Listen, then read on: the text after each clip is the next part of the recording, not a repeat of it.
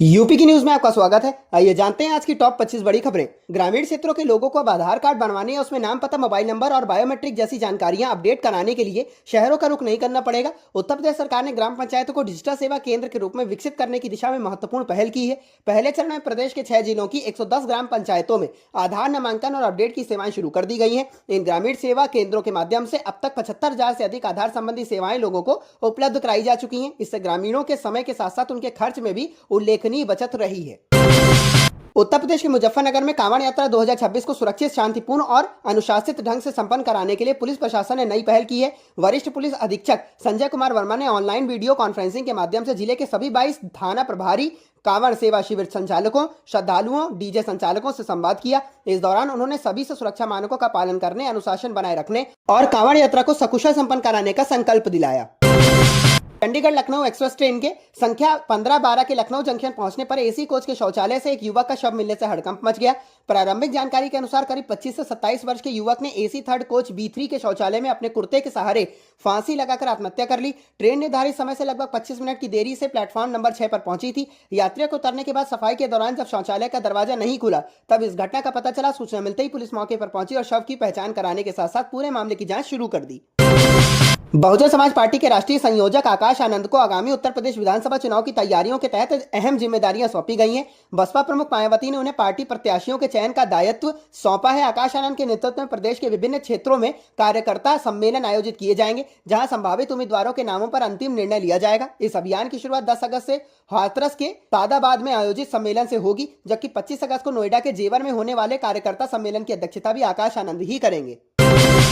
उत्तर प्रदेश के हापुड़ में कांवड़ यात्रा को शांतिपूर्ण और श्रद्धापूर्ण वातावरण में संपन्न कराने के लिए प्रशासन पूरी तरह सतर्क है। शासन के निर्देशों के अनुपालन में पुलिस और प्रशासनिक अधिकारियों ने कांवड़ मार्गों पर स्थित सभी मीट की दुकानों को अगले 14 दिनों के लिए बंद कर दिया है। प्रशासन का कहना है कि इस निर्णय का उद्देश्य श्रद्धालुओं की धार्मिक भावनाओं का सम्मान करना और यात्रा के दौरान कानून व्यवस्था को पूरी तरह बनाए रखना है। समाजवादी पार्टी के राष्ट्रीय अध्यक्ष एवं उत्तर प्रदेश के पूर्व मुख्यमंत्री अखिलेश यादव ने जंतर मंतर पर हुए प्रदर्शन के दौरान भोजन की व्यवस्था करने वाले जुनैद से मुलाकात की। इसके अलावा उन्होंने उस बस के चालक से भी विशेष रूप से भेंट की जिसने पुलिस हिरासत के दौरान उन्हें स्टेडियम तक पहुंचाया था। इन दोनों मुलाकातों की तस्वीरें और उनसे जुड़ी चर्चाएं सोशल मीडिया पर तेजी से वायरल हो रही हैं।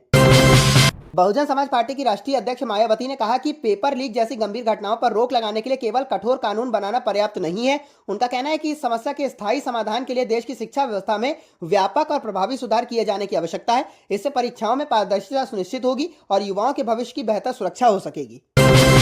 उत्तर प्रदेश के मुजफ्फरनगर में कांवड़ यात्रा की सुरक्षा व्यवस्था को लेकर पुलिस प्रशासन पूरी तरह सतर्क और सक्रिय है। वरिष्ठ पुलिस अधीक्षक संजय कुमार वर्मा ने सुरक्षा ड्यूटी में तैनात पुलिस कर्मियों को संबोधित करते हुए कहा कि मुजफ्फरनगर संवेदनशील जनपदों में शामिल है। उन्होंने सभी जवानों को पूरी सतर्कता के साथ अपनी आंखें, कान और नाक खुले रखने तथा हर गतिविधि पर पैनी नजर बनाए रखने के निर्देश दिए ताकि कोई भी असामाजिक या अराजक तत्व यात्रा का माहौल खराब न कर सके। गाजियाबाद में हरिद्वार जा रहे 3 श्रद्धालुओं की दर्दनाक मौत के बाद उत्तर प्रदेश पुलिस पूरी तरह अलर्ट मोड पर आ गई है। इस घटना को गंभीरता से लेते हुए पश्चिमी उत्तर प्रदेश में हाई अलर्ट घोषित किया गया। कांवड़ यात्रा को सुरक्षित और शांतिपूर्ण ढंग से संपन्न कराने के लिए व्यापक सुरक्षा इंतजाम किए गए हैं। साथ ही यात्रा मार्ग पर तैनात सभी पुलिस कर्मियों को सुरक्षा व्यवस्था पूरी तरह चाक चौबंद बनाए रखने के सख्त निर्देश दिए गए हैं ताकि भविष्य में किसी भी अप्रिय घटना की पुनरावृत्ति न हो। लखनऊ के हजरतगंज क्षेत्र में अघोरी साधु का वेश धारण कर आए एक शातिर ठग ने एक युवक को अपनी बातों में उलझाकर उसकी सोने की अंगूठी ठग ली। आरोपी ने दान मांगने का बहाना बनाकर युवक का ध्यान भटकाया और मौके का फायदा उठाकर फरार हो गया। पीड़ित की शिकायत के आधार पर पुलिस ने मामला दर्ज कर जांच शुरू कर दी है। आरोपी की पहचान और गिरफ्तारी के लिए आसपास लगे सीसीटीवी कैमरों की फुटेज खंगाली जा रही है। उत्तर प्रदेश के गोरखपुर से एक बेहद सनसनीखेज मामला सामने आया है। डायल 100 में तैनात सिपाही अभिषेक यादव पर जिला अस्पताल से घर लौट रही 10 वर्षीय बच्ची के अपहरण और उसकी हत्या का आरोप लगाया। मूल रूप से गाजीपुर निवासी आरोपी सिपाही को पुलिस ने हिरासत में ले लिया है। उसकी निशानदेही पर पुलिस टीम देर रात तक बच्ची की तलाश करती रही। इसके बाद तड़के करीब 4 बजे चिलवा ताल स्थित शमशान घाट से मासूम का शव बरामद किया गया। पुलिस पूरे मामले की गहन जांच करते हुए आगे की कानूनी कार्रवाई में जुटी हुई है।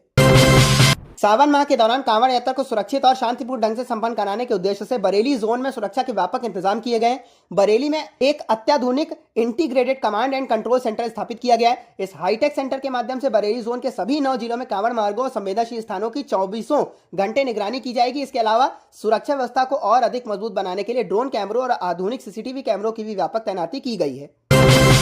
आगरा के ट्रांस यमुना क्षेत्र से एक हैरान कर देने वाला मामला सामने आया है। यहाँ 65 वर्षीय शीला देवी को अस्पताल में मृत घोषित किए जाने के बाद परिजन उसका शव घर ले आए। अंतिम संस्कार की तैयारियों के दौरान अचानक उनके शरीर में हलचल दिखाई दी। परिजनों का दावा है कि महिला ने उनसे बातचीत भी की। इसके बाद परिजनों ने तुरंत उन्हें दोबारा इलाज के लिए अस्पताल में भर्ती कराया, जहां उनका उपचार जारी है।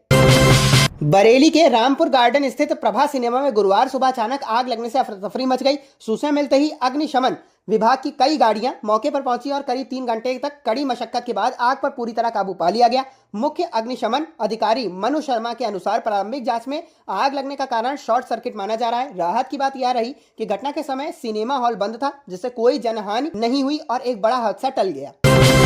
जौहर यूनिवर्सिटी के 38 भवनों को ध्वस्त किए जाने की कार्रवाई पर 3 अगस्त तक स्थगनादेश मिलने के बाद छात्रों ने फिलहाल अपना आंदोलन स्थगित कर दिया है। हालांकि किसी भी संभावित स्थिति से निपटने के लिए पुलिस और प्रशासन पूरी तरह अलर्ट मोड पे है। सुरक्षा व्यवस्था को देखते हुए यूनिवर्सिटी की ओर जाने वाले प्रमुख मार्गों पर बैरियर लगाकर वाहनों की सघन जांच की जा रही है। इस बीच समाजवादी पार्टी के कई वरिष्ठ नेता यूनिवर्सिटी पहुंचे और पूर्व सांसद डॉक्टर ताजीन फातिमा से मुलाकात कर संस्थान के प्रति अपना समर्थन व्यक्त किया। एटा जिले के ढकपुरा गांव में धान की रोपाई कर रहे एक युवक को जहरीले सांप ने डस लिया, लेकिन घबराने के बजाय युवक ने साहस का परिचय देते हुए सांप को जिंदा पकड़कर एक थैले में बंद कर लिया। इसके बाद वह उसे थैली के साथ इलाज के लिए सीधे मेडिकल कॉलेज पहुंच गया। अस्पताल में जब डॉक्टरों और वहां मौजूद लोगों ने थैले से में सांप देखा तो सभी हैरान रह गए। फिलहाल डॉक्टरों ने सांप की पहचान कर युवक का उपचार शुरू कर दिया है। उत्तर प्रदेश विधानसभा चुनाव 2027 की तैयारियों के बीच समाजवादी पार्टी ने अपनी पीडीए यानी पिछड़े दलित और अल्पसंख्यक रणनीति को और मजबूत करने की दिशा में अहम पहल की है।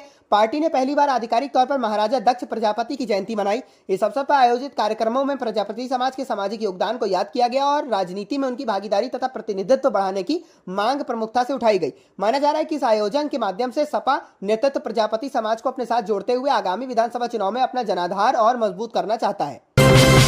आगरा के कागारोल क्षेत्र स्थित नगला हीरा सिंह गांव में खाद्य सुरक्षा एवं औषधि प्रशासन विभाग टीम ने मिलावट की आशंका के चलते 2 डेयरियों में छापेमारी की। कार्रवाई के दौरान अधिकारियों ने मौके से 100 किलो मक्खन और 180 किलो देसी घी जब्त किया।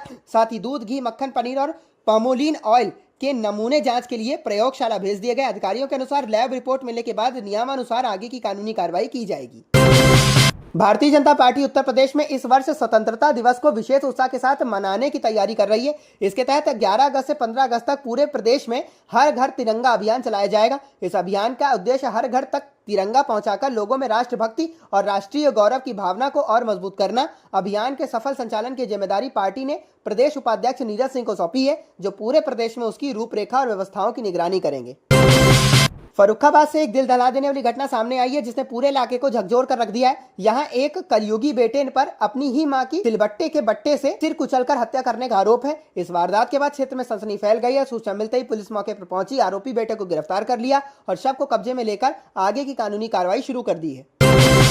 उत्तर प्रदेश के बरेली में घरेलू विवाद से जुड़ा एक दर्दनाक मामला सामने आया है। फतेहगंज पश्चिमी कस्बे में हुसैनी मस्जिद के मुअज्जिन अब्दुल कादिर ने पत्नी से विवाद के बाद खुद को आग लगा ली थी। घटना के बाद उनका अस्पताल में इलाज चल रहा था, लेकिन बुधवार को उपचार के दौरान उनकी मृत्यु हो गई। इस बीच घटना का सीसीटीवी फुटेज भी सामने आया है, जिसमें वह आग की लपटों से घिरे हुए एक गली में दौड़ते हुए दिखाई दे रहे हैं।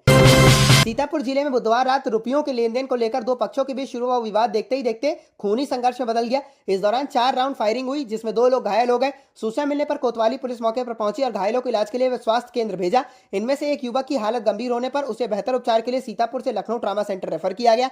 पुलिस ने घटनास्थल से 4 खोखा कारतूस बरामद किए हैं, जबकि 2 आरोपियों को हिरासत में लेकर पूछताछ की जा रही है। यह घटना महोली कोतवाली क्षेत्र के उधौली गाँव की बताई जा रही है। लखनऊ की साइबर क्राइम पुलिस को डिजिटल अरेस्ट के नाम पर 70 लाख रुपए की ठगी करने वाले गिरोह के 2 शातिर सदस्यों को गिरफ्तार करने में सफलता हासिल हुई है। कुछ दिन पहले लखनऊ में एक व्यक्ति को पुणे एटीएस का अधिकारी बनकर 7 दिनों तक कथित डिजिटल अरेस्ट में रखा गया था और उससे 70 लाख रुपए की ठगी की गई थी। पुलिस ने इस मामले में 2 आरोपियों को गिरफ्तार करने के साथ साथ 3 अलग अलग बैंक खातों में जमा ठगी की रकम में से कुल 35 लाख रुपए वाले खातों को भी फ्रीज कर दिया गया है। उत्तर प्रदेश में भारत सरकार लिखी कार का इस्तेमाल कर रहे एक दंपति के कथित अपहरण की कोशिश का मामला सामने आया। घटना के बाद पुलिस ने त्वरित कार्रवाई करते हुए मोबाइल लोकेशन की मदद से तीनों आरोपियों को गिरफ्तार कर लिया। पीड़ित दंपति की शिकायत मिलते ही पुलिस सक्रिय हो गई है और सर्विलांस की टीम की सहायता से आरोपियों का पता लगाकर उन्हें दबोच लिया गया। फिलहाल पुलिस सभी आरोपियों से पूछताछ कर रही है और मामले की गहराई से जांच कर रही है, ताकि घटना के पीछे की असली वजह पता लगाया जा सके। उत्तर प्रदेश के संभल जिले के दिल्ली दरवाजा क्षेत्र स्थित सेंट जिलानी पब्लिक स्कूल से एक चौंकाने वाला मामला सामने आया। आरोप है कि कक्षा 1 के एक छात्र की किताब न लाने पर नाराज महिला शिक्षिका ने उसे थप्पड़ मार दिया। बताया जा रहा है कि थप्पड़ इतना जोरदार था कि बच्चे का एक दांत टूट गया। घटना के बाद परिजनों ने कोतवाली पहुंचकर शिकायत दर्ज कराई, जिसके आधार पर पुलिस मामले की जांच कर रही है। पेपर लीक के खिलाफ लोकसभा में पेश किए गए विधेयक पर चर्चा के दौरान नेता प्रतिपक्ष ने आरोप लगाया कि प्रदर्शनकारियों पर कथित बराबर कार्रवाई और गोली चलाने की घटना गृह मंत्री के निर्देश पर हुई थी। इस पर सरकार की ओर से जवाब दिया गया कि गोली चलाने का निर्णय प्रशासनिक अधिकारी लेते हैं, न कि सरकार की इस सफाई को लेकर समाजवादी पार्टी ने तीखी प्रतिक्रिया दी। पार्टी का कहना है कि यदि दिल्ली की घटना के लिए प्रशासन को जिम्मेदार बताया जा रहा है तो अयोध्या की घटना को लेकर अलग मानदंड क्यों अपनाए जा रहे हैं। इटावा में 27 वर्षीय विनय यादव ने कथित तौर पर वैवाहिक विवाद और पत्नी द्वारा मानसिक प्रताड़ना से परेशान होकर आत्महत्या कर ली। परिजनों का आरोप है कि पत्नी उन्हें लगातार धमकियां देती थी और उसके कथित प्रेमी ने विनय के साथ मारपीट भी की थी। पुलिस ने शव को पोस्टमार्टम के लिए भेज दिया और परिजनों द्वारा लगाए गए आरोपों के आधार पर पूरे मामले की गहन जांच शुरू कर दी है। जांच के दौरान कॉल डिटेल और अन्य साक्ष्य भी जुटाए जा रहे हैं। उत्तर प्रदेश में इन दिनों मानसून की रफ्तार धीमी पड़ने से उमस भरी गर्मी ने लोगों की परेशानी बढ़ा दी है। प्रदेश के कई जिलों में पिछले कुछ दिनों से बारिश नहीं होने के कारण तापमान में लगातार बढ़ोतरी दर्ज की जा रही है, जबकि तेज धूप ने जनजीवन को प्रभावित किया है। हालांकि मौसम विभाग ने जल्द राहत मिलने की संभावना जताई है। विभाग के अनुसार आने वाले दिनों में मानसून दोबारा सक्रिय हो सकता है, जिससे प्रदेश के विभिन्न हिस्सों में अच्छी बारिश होने के आसार हैं। उम्मीद है कि इससे लोगों को भीषण गर्मी और उमस से राहत मिलेगी। आईआईटी कानपुर के एक प्रोफेसर दंपति के बीच पारिवारिक विवाद अब पुलिस तक पहुंच गया है। प्रोफेसर की पत्नी ने अपने पति के खिलाफ एफआईआर दर्ज कराते हुए आरोप लगाया कि उनके पति के संस्थान की एक महिला शिक्षक और एक छात्रा से अवैध संबंध है। उनका यह भी कहना है कि जब उन्होंने इसका विरोध किया तो उनके साथ मारपीट की गई। पुलिस ने पीड़िता की शिकायत के आधार पर मामला दर्ज कर जांच शुरू कर दी है।